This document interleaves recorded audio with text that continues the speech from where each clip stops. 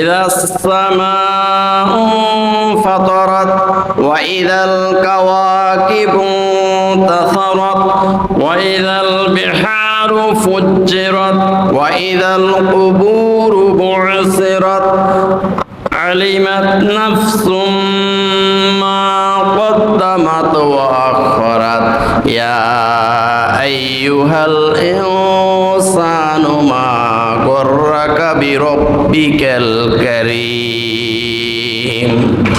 সূরা ইনফিতার। আল্লাহ রাব্বুল আলামিন বলেন, ইযাস সামাউ ফাতারাত, যখন আকাশ বিদীর্ণ হয়ে যাবে, সাত আসমান যেদিন ভেঙ্গে চুরে চুরমার হয়ে যাবে, ওয়াইজাল কাওয়াকিবু তাসারাত, যেদিন সমস্ত নক্ষত্ররাজি, সমস্ত গ্রহ নক্ষত্রগুলো ছুটে ছুটে খসে পড়ে যাবে, যেদিন একটি নক্ষত্র আরেকটি নক্ষত্রের সাথে ধাক্কা খেয়ে সব কিছু নষ্ট ভ্রষ্ট হয়ে যাবে, ওয়াইদাল বিহারু ফুজ্জিরাত, যেদিন সমুদ্র উত্তাল হয়ে যাবে, ওয়াইদাল কুবুরু বু'সিরাত, যেদিন সমস্ত মানুষগুলো মাটি ভেদ করে উদ্ভিদের মতো আবার হাসরের ময়দানে একত্রিত হবে। সেদিন কি অবস্থা হবে?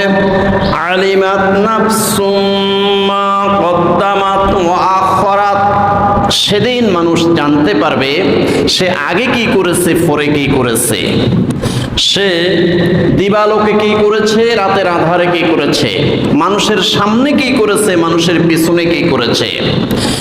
সে আলিমাত নাফসুম মা কদ্দামাত ওয়া আখখারাত, ওই দিন সে জানতে পারবে সে মৃত্যুর আগে কি করেছে, মৃত্যুর পরে তার কোন কোন আমলগুলো গিয়ে কবরে হাজির হয়ে গেছে, সব জানতে পারবে।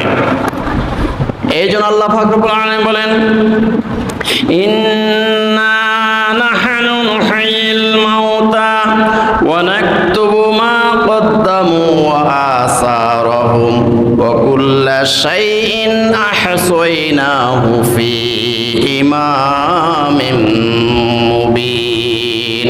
সূরা ইয়াসিন আয়াত নাম্বার 12।